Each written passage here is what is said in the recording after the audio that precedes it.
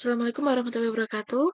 Sebelumnya perkenalkan nama saya Aninda Suara dari kelas TIB angkatan 2022 dengan NIM 2205 1204 109. Kali ini saya akan mempresentasikan hasil kerja dalam tugas akhir mata kuliah metode penelitian dengan judul penerapan algoritma decision tree untuk prediksi customer churn pada platform e-commerce.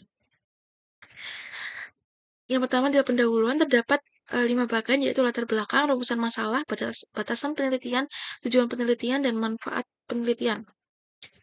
Kemudian untuk latar belakang, penelitian ini dilatar belakangi oleh fenomena customer churn yang menjadi tantangan signifikan bagi perusahaan, terutama di sektor e-commerce. Customer churn sendiri itu di mana kondisi pelanggan berhenti menggunakan layanan atau produk yang ditawarkan yang dapat berdampak negatif pada pendapatan dan pertumbuhan perusahaan. Nah, dengan melakukan prediksi customer churn, itu dapat memberikan wawasan yang dapat digunakan oleh perusahaan untuk meningkatkan retensi pelanggan dan strategi pemasaran mereka. Kemudian rumusan masalah terdapat 3, yaitu apa saja faktor-faktor yang mempengaruhi keputusan pelanggan untuk melakukan churn pada platform e-commerce. Kemudian bagaimana penerapan algoritma decision tree dapat digunakan untuk memprediksi churn customer pada platform e-commerce. Kemudian yang ketiga adalah sejauh mana akurasi model decision tree dalam memprediksi churn customer dibandingkan dengan metode lain yang ada. Kemudian batasan masalah, yaitu batasan penelitian ini meliputi penggunaan dataset e-commerce dalam periode tertentu tanpa data eksternal dan bersumber dari Kaggle. Kemudian fokus pada algoritma decision tree dan beberapa algoritma lain untuk perbandingan performa serta analisis prediktif tanpa implementasi sistem operasional. Tujuan penelitian yang pertama adalah untuk mengidentifikasi apa saja faktor-faktor yang mempengaruhi keputusan pelanggan untuk melakukan churn pada platform e-commerce, dan kedua menerapkan algoritma decision tree untuk membangun model prediksi churn customer pada platform e-commerce, dan yang ketiga adalah dengan mengevaluasi akurasi model decision tree dalam memprediksi churn customer dan membandingkannya dengan metode yang lain. Kemudian manfaat penelitian yang dapat diharapkan untuk memberikan kontribusi dalam pengembangan ilmu pengetahuan di bidang analisis data dan penerapan algoritma machine learning untuk prediksi customer churn, serta memberikan wawasan bagi perusahaan e-commerce untuk mengambil tindakan proaktif dalam meningkatkan retensi pelanggan melalui strategi yang lebih efektif. Kemudian tinjauan pustaka, yaitu terdapat 3 bagian, yaitu teori dasar penelitian terdahulu. Mohon maaf, 2 bagian, yaitu teori dasar dan penelitian terdahulu. Yang pertama adalah e-commerce. E-commerce itu merupakan platform digital yang memungkinkan transaksi jual beli barang dan jasa secara online, memfasilitasi interaksi antara penjual dan pembeli melalui internet. Kemudian decision tree adalah metode klasifikasi berbasis pohon yang memisahkan data menjadi kategori berdasarkan atribut tertentu dan memberikan visualisasi yang intuitif untuk pengambilan keputusan dan analisis prediktif. Kemudian logistic regression, yaitu metode statistik yang digunakan untuk memodelkan hubungan antara variabel independen dan variabel dependen biner, sering digunakan untuk prediksi probabilitas suatu kejadian. Kemudian XGBoost, yaitu algoritma boosting yang efisien dan cepat, digunakan untuk meningkatkan akurasi model prediksi dengan menggabungkan beberapa model lemah menjadi satu model yang kuat.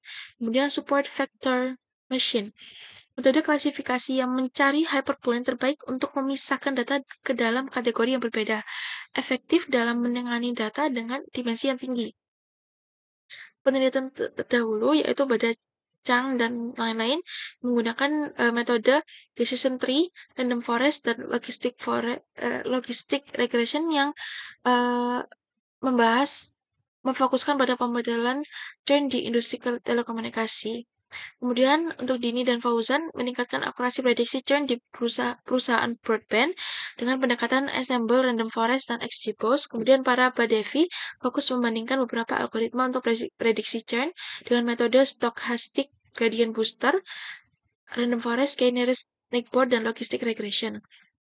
Kemudian Akbar Satria 2020 dengan fokus aplikasi jaringan syaraf tiruan ANN di sektor perbankan. Kemudian Nalatisiva dan Pardede 2021 dengan fokus tuning hiperparameter untuk algoritma deep neural network di mana hasilnya mencapai 83% lebih baik dibandingkan dengan KNN, random forest, dan decision tree. Kemudian metode penelitian terdapat 3 bagan yaitu alur penelitian, metode yang diusulkan, dan teknik evaluasi. Yang pertama, alur penelitian eh, secara sistematis dan terstruktur memberikan gambaran jelas, yaitu penelitian menggunakan metode deskriptif kuantitatif untuk menganalisis data dengan proses pengumpulan data, pemrosesan data, pembangunan model, evaluasi model, dan analisis hasil. Kemudian metode yang diusulkan yaitu yang pertama pengumpulan data, yaitu menggunakan dataset e-commerce dari Kaggle terdiri dari 5.630 baris dan 10 fitur termasuk informasi pelanggan, ID, churn, lama waktu di organisasi, perangkat login, dan atribut relevan lainnya. Kemudian untuk pemrosesan data terdapat 2 proses yaitu penanganan missing values dan penghapusan data duplikat. Kemudian terdapat juga encoding variabel kategori dengan teknik label encoding.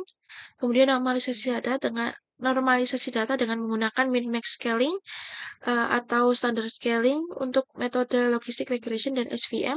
Kemudian pembagian dataset yang terbagi menjadi 2, yaitu data latih 70% dan data uji 30%. Kemudian untuk decision tree, kemudian pembangunan model decision tree yaitu dengan metode proses menggunakan label encoding, kemudian dinormalisasi, dan data hilang diatasi dengan median atau modus, kemudian pembagian data 70% latih dan 30% uji. Kemudian logistic regression, yaitu dengan proses variabel kategori di encode dan label encoding, kemudian distandarkan dengan min 0 dan standar deviasi 1, kemudian regularisasi L1 dan L2 untuk mencegah overfitting dan hyperparameter dioptimalkan melalui grid search. Kemudian pembangunan model XGBoost yaitu dengan keunggulan, akurasi tinggi, dan efisiensi yang menangani data besar. Yang prosesnya adalah fitur di kategori di encode dan numerik distandarkan.